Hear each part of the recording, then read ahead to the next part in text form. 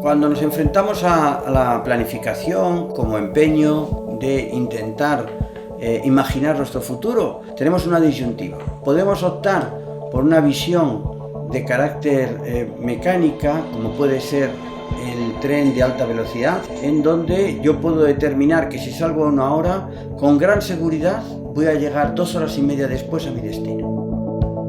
¿Cómo creemos nosotros que deberíamos de hacer la planificación aceptando que estamos ante una realidad definida como sistema vivo? Imaginémonos que somos un grupo de amigos y que queremos hacer un viaje. Nos pasamos un tiempo discutiendo dónde queremos. Unos opinan de una manera, otros opinan de otra, valoramos ventajas e inconvenientes y decidimos finalmente que queremos ir a Buenos Aires. Fletamos un barco de vela y contamos con una tripulación que tiene un gran conocimiento sobre el funcionamiento de las fuerzas de la naturaleza. Y no podremos saber qué día exactamente ni a qué hora llegamos. Esto no es el AVE. Esto es el trabajo con la naturaleza, no contra ella. Pero sí podemos decir una cosa.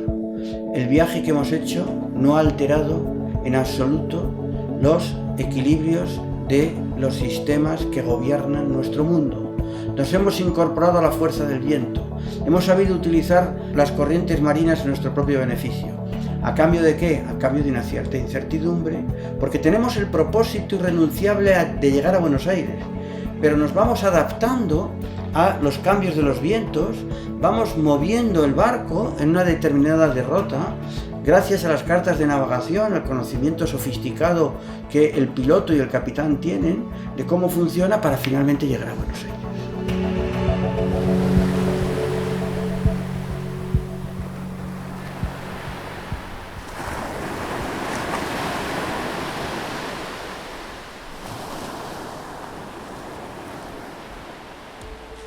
En el mundo contemporáneo, en el mundo industrial y luego el contemporáneo, se logra algo extraordinariamente productivo, que es aislar los procesos de producción, los procesos de bienestar y calidad de vida del contexto natural.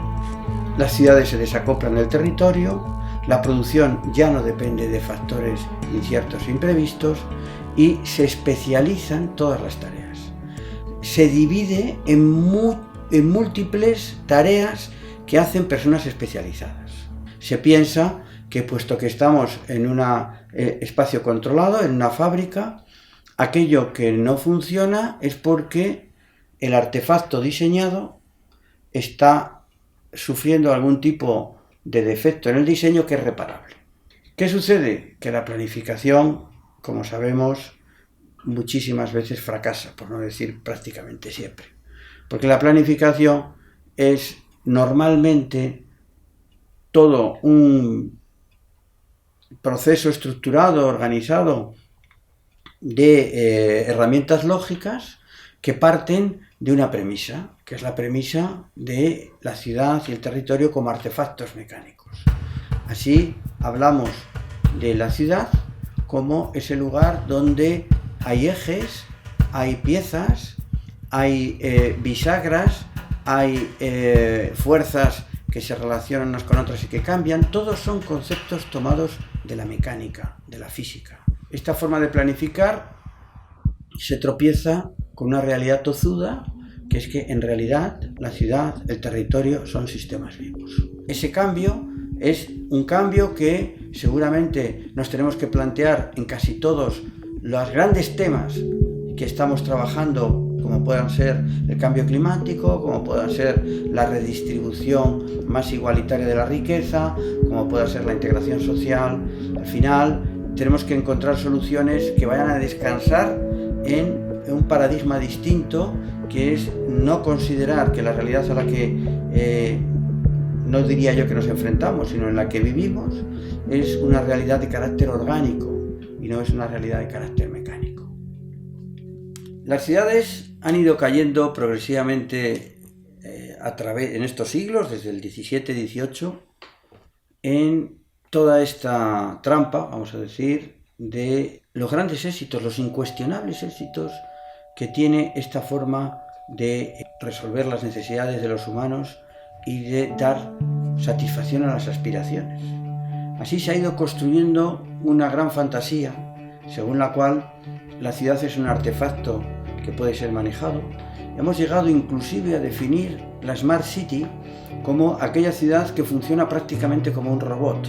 Le dotamos de sensores suficientes, le dotamos de reacciones previamente definidas y mecanizadas, y la ciudad funciona sola. Nos permite distraernos y dedicarnos a otras cosas porque hemos hecho todo un artefacto robotizado que a partir de los sensores es capaz de ir tomando las decisiones que permiten que la ciudad funcione supuestamente de manera óptima.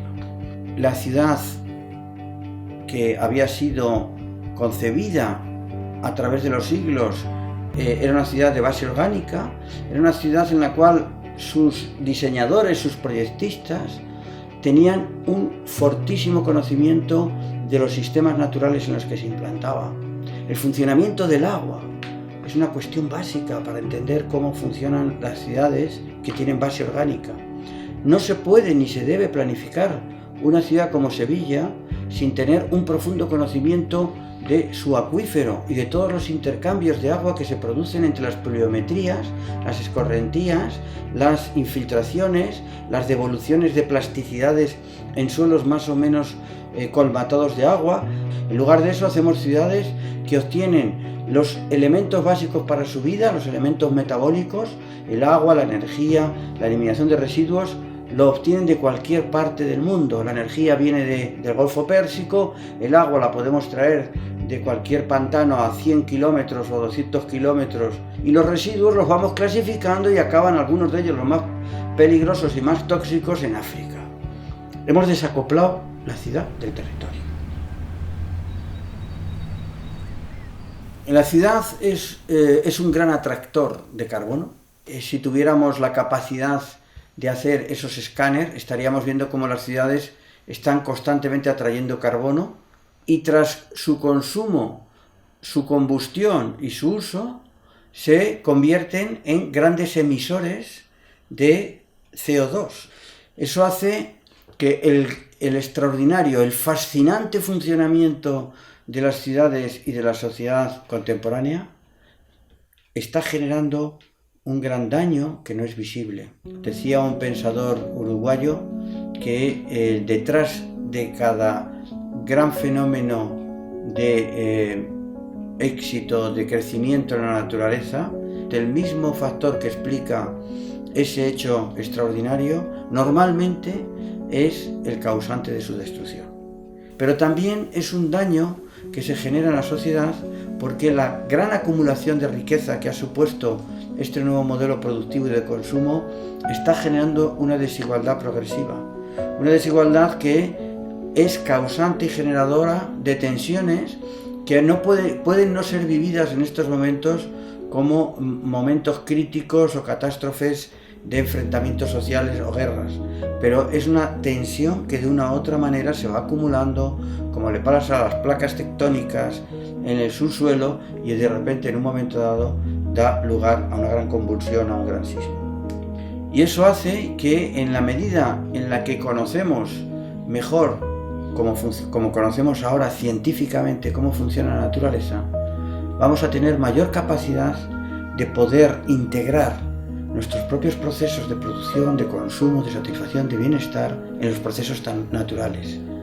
El gran avance que se ha producido en la humanidad no necesariamente nos hace caminar hacia su destrucción, pero es imprescindible que sepamos reaccionar, que sepamos reflexionar sobre el fundamento de la visión mecánica fragmentada de la sociedad urbana industrial y reorientarla hacia una visión mucho más orgánica que reconozca toda la importancia, los valores y la enorme fuerza de la naturaleza para trabajar con ella y no contra ella.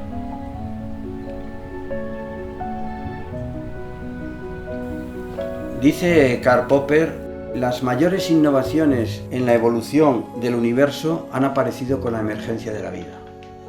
El mecanismo de la evolución, el mecanismo a través del cual una célula muy sencilla, una célula protista, un protozoo, es capaz de identificar los datos de su entorno en la charca y modificar su posición para tratar de colocarse donde más le conviene, es de una extraordinaria belleza y muy sugestivo cuando nos estamos planteando los planes estratégicos. Tenemos que hacer exactamente lo mismo. Saber entender los datos de todo nuestro contexto, intentar comprender cuáles son las restricciones en la evolución del futuro en el que se desenvuelve nuestra vida y tomar aquellas decisiones que más nos convienen para adaptarnos a los cambios y mejorar la capacidad de satisfacer nuestras necesidades y de conseguir y lograr nuestras aspiraciones. Eso es la vida, ese es el funcionamiento de la vida. La idea que más nos sugiere para poder trabajar con ella puede venir de la tradición conceptual de Niklas Luhmann, de Maturana y Varela, que expresan su explicación de que los sistemas vivos son sistemas autopoyéticos. Y eso tiene distintas dimensiones. Por una parte, eso supone que son sistemas que se autorreproducen. Pero hay sistemas autorreproductivos que no son sistemas vivos. Ya empieza a hacerse en la inteligencia artificial sistemas que son de procedencia mecánica y se autorreproducen. El sistema autopoyético es más que autorreproductivo, es un sistema que genera emergencias. Es un sistema que no puedes determinar a partir de las condiciones de partida cuál es la situación, la posición en la que ese sistema va a estar. Porque en el proceso de su itinerancia vital se generan nuevas condiciones que no son previsibles en el momento de partida. Cuando pensamos en dos gemelos que nacen idénticos, que tienen el mismo ADN, que tienen la misma información programada de partida, pero que unos días después son distintos. Cada gemelo ha estado sometido a unas condiciones biográficas que, aunque sea en muy pequeña proporción, han sido distintas para uno y para otro. Y la combinación entre la información de partida del ser vivo, que es su ADN, y su trayectoria biográfica es lo que construye la identidad. De hecho, la identidad de las ciudades es siempre distinta una de otra, porque la trayectoria biográfica de cada ciudad es distinta cada una a cualquier otra. ¿Qué sucede en el paradigma predominante contemporáneo? Hay una presión muy grande en donde todo tiende a la uniformidad y donde se pretende y se buscan ciudades que se parecen todas unas a otras. A pesar de estos esfuerzos, al final las ciudades se parecen mucho más unas a que otras a lo que podía ser la antigüedad, pero no son iguales. No son iguales. Ni siquiera con todo el empeño del mundo en hacer edificios similares, de meter franquicias Burger King, de hacer todo que parece que son los mismos componentes, pero nunca son exactamente iguales. Eso es, por ejemplo, lo que vemos también en la agricultura. Había miles de variedades de tomates y de patatas, miles de variedades de verduras. La presión uniformizante hace que haya una fortísima presión por conseguir que el modelo productivo de todo el planeta sea igual y responda al óptimo diseñado en algún lugar de Estados Unidos o de otro país. Es a costa de envenenar los suelos, es a costa de unas emisiones de gases de efecto invernadero que finalmente van a provocar unos desequilibrios absolutamente insoportables para la humanidad.